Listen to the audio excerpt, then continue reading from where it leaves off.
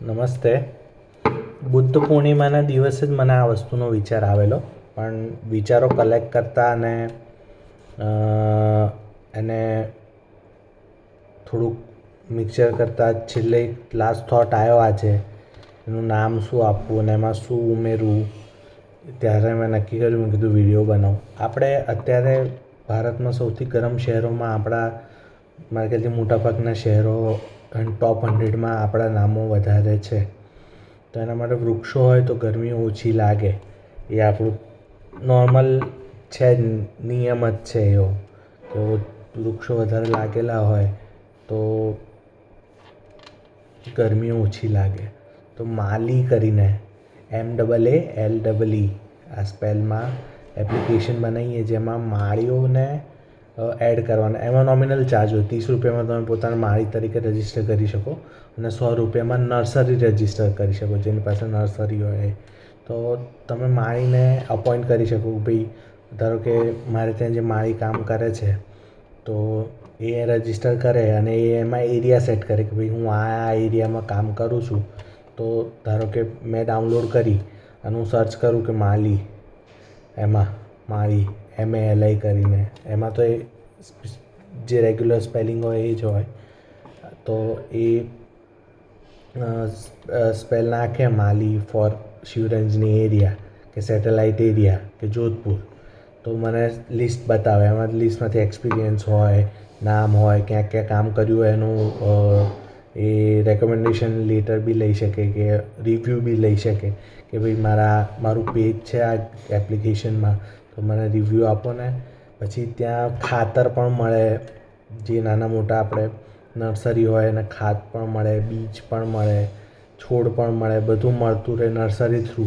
Nursery register હોય, ધારો કે મારા ઘરથી નજીક અહીંયા પાછળ જોધપુરની પાછળ જ જોધપુર ગામથી થોડાક આગળ જાઓ ને, તો ત્યાં નર્સરી છે. તો નર્સરી રજીસ્ટર કરે તો એને ત્યાંથી છોડ બી મંગાવી શકાય. તો એ ડિલિવરી કરી દે કે ભાઈ આટલા છોડ રહે છે. પછી દરેક જિલ્લામાં કે રાજ્યમાં માલી રિસર્ચ સેન્ટર બનાવી શકાય. કે ધારો કે હું જયંતીલાલની કંપનીમાં કામ કરતો હતો ને, તો પહેલું કામ મને એવું સોંપેલું કે આ બધા છોડના નામ એક લિસ્ટમાં બનાવી અને હું બિરેન સરને આપું. તો એ શું કરતા હતા કે એમની કોરી હતી ને ખાલી થઈ ગઈ હતી, એટલે મતલબ સ્ટોનની ખાણ ખાલી થઈ ગઈ હતી. તો એને ભરી અને ત્યાં મિયાવાકી પ્લાન્ટેશનથી વૃક્ષો ઉગાડવાનું એમનું પ્લાનિંગ હતું. તો એવું વસ્તુ જો આપણે કરવી હોય તો એના માટે રિસર્ચ હોવું જોઈએ, કે રિસર્ચ ઓફિસ હોવી જોઈએ. ધારો કે સરકારી હોય તો સરકારી, કાં તો પ્રાઇવેટ હોય તો પ્રાઇવેટ. તો એ કરી અને એમાં રિસર્ચ કરવાનું કે ભાઈ આની માટી કેવી છે કે રેતી કેવી છે, કયા કયા છોડ કે વૃક્ષ ઉગાડી શકાય. તો એ બધું રિસર્ચ કરી અને એમાં ઉગાડવાના અને એના જે ચાર્જીસ લેવાતા હોય એ લેવાના. તો એવી રીતના પ્લાન્ટેશન કરી શકાય. એની સાથે જે બધી મ્યુનિસિપલ કોર્પોરેશન છે કે તાલુકા પંચાયત છે કે જિલ્લા પંચાયત છે, ત્યાં જે બધા ગાર્ડન હોય એને સાર સંભાળ રાખવાનો બી કોન્ટ્રાક્ટ આ એપ્લિકેશન લઈ શકે. ધારો કે લઈ શકે, વૃક્ષો ઉગાડી શકે. પછી દરેક એક સોસાયટીમાં એક ઘર પ્રકૃતિનું એવું કરવા માંગતા હોય, એ લોકો બી કરી શકે. ધારો કે કોઈને દાન કરવું છે પોતાનું ઘર, તો આ એપ્લિકેશન થ્રુ કરી શકે. ધારો કે જમીન ખરીદ્યા તો બની શકે કે આ પ્રોપર્ટી બી બને એની અને એક્સપાન્ડ પણ થાય. ધારો કે મેકડોનાલ્ડ છે, એ શું કરે છે કે એની પ્રોપર્ટી ખરીદે છે અને ત્યાં એની રેસ્ટોરન્ટ ચેઇન ખોલે છે. એવું છે, મેં આવું એક જગ્યાએ વાંચેલું. તો માલી એપ્લિકેશન પણ એવું કરી શકે કે દરેક સોસાયટીમાં એક ઘર ખરીદે અને એમાં વૃક્ષ ઉગાડે, જ્યાં ધ્યાન પણ થઈ શકે, શાંતિથી બેસી ધ્યાન બેન્ચીસ બને તો વધારે કામ થઈ શકે.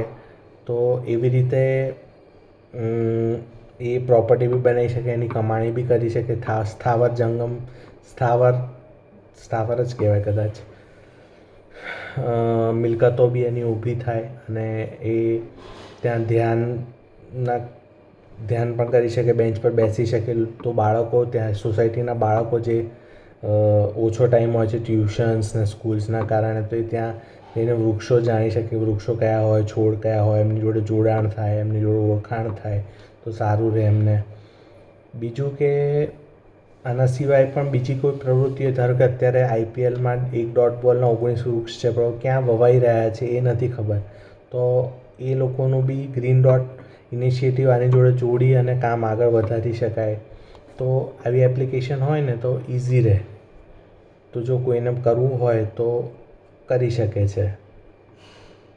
અને બીજા ઘણા આઈડિયાઝ આમાં એડ થઈ શકે છે જેમ જેમ લોકોને મળીએ, લોકોને જાણીએ. તો નમસ્તે.